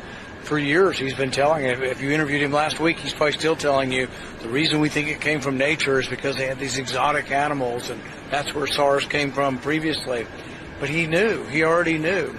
And we've known this for a while, that other people knew, but we didn't know he actually knew and was acknowledging that it didn't. The earliest people who got COVID were not associated with the marketplace. The Chinese CDC was saying this in January of 2020. He knew it. He told Dear Diary, but to the public, he commissioned this paper called Proximal Origins, and in it, they go on saying it's implausible that it came from the lab, and we're really convinced it came from these wild animals in the marketplace. But that level of dishonesty is really astounding. When Dr. Fauci was advising people not to have family gatherings, in an entry dated October 23, 2020, he wrote, quote, had dinner at my home with Jake and Jennifer Tapper. Jake Tapper is host on CNN. Relax, good time.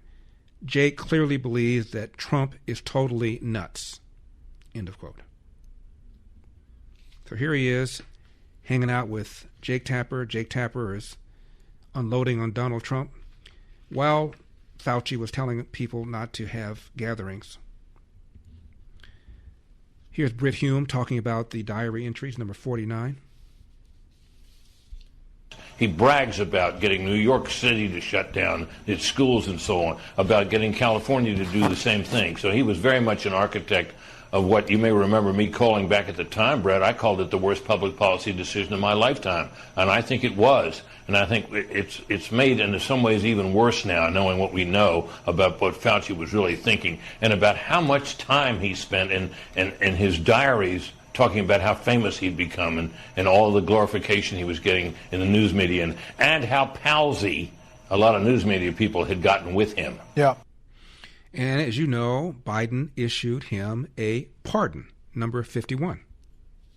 Yeah, the FBI at the time had basically concluded that the lab leak was responsible for it. So this stuff that Fauci was saying was flying in the face of what others with some authority on the matter were saying as well. And I think, think of the damage that was done by the shutdowns to the U.S. economy, to kids' education. I mean, I think it's fair to argue that a lot of kids have not recovered and may never from being out of school for the length of time that Fauci wanted them to be because he was urging these shutdowns. So I think, this raises an intriguing question.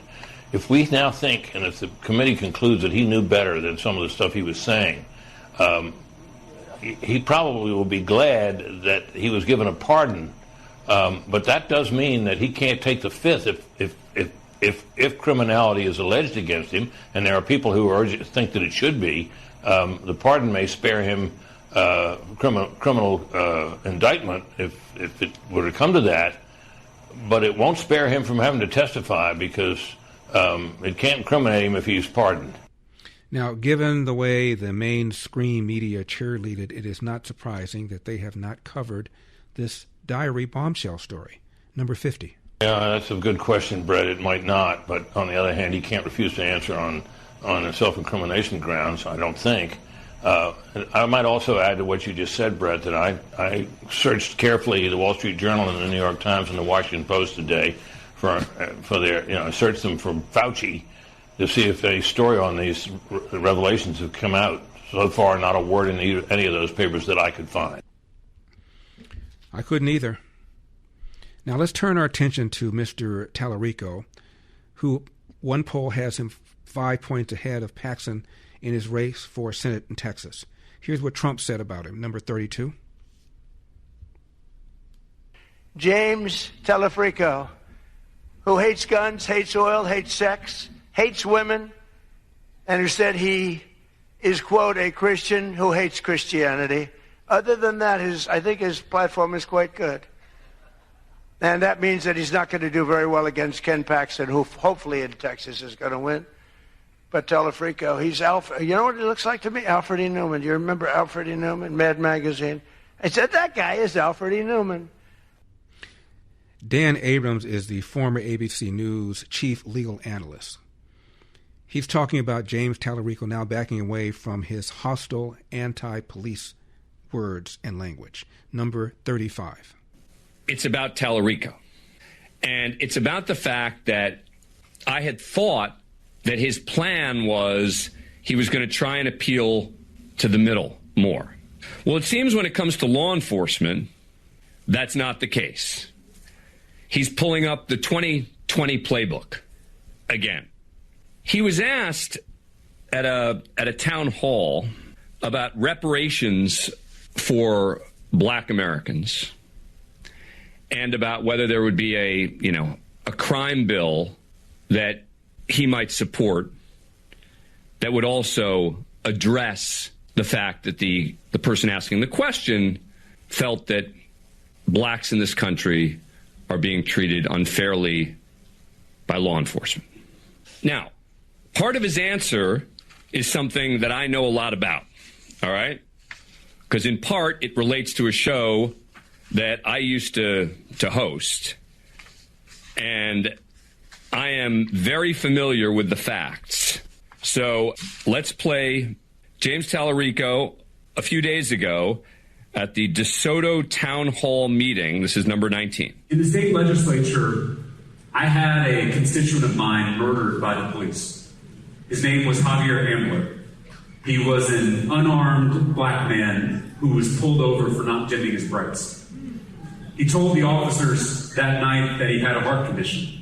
They tased him so many times that he died right in front of them. The whole thing was filmed for a reality TV show called Live PD. It's kind of like Cops. I worked with Xavier Ambler's family, his sister Kimberly. She and I started to do some digging, and we found that there's an incredible amount of research on these reality TV policing programs, that these programs encourage more violence. We'll pick this up on the other side. Virtually everything he's talking about this case turns out to be a lie. And when it comes to supplements, two things matter most: that it works and you can trust it. Rather than just tell you about Relief Factor, we let our customers do it. We hear from people every single day whose lives have changed. We'd like you to hear a few of their stories. Joni shared that before Relief Factor, her husband couldn't open his hands in the morning and had to give up playing guitar. Now he wakes up with flexibility and he's back to playing music. They're both recommending Relief Factor to friends as a way to enjoy the things they love again. I take it every single morning for back issues. I stop, my issues come back. Now, they make it easy to find out if you'll be the next person telling us Relief Factor helps you enjoy what you love. 3 weeks for just $17.76. Just go to ReliefFactor.com, ReliefFactor.com, or call 800-4RELIEF, 800-4-RELIEF.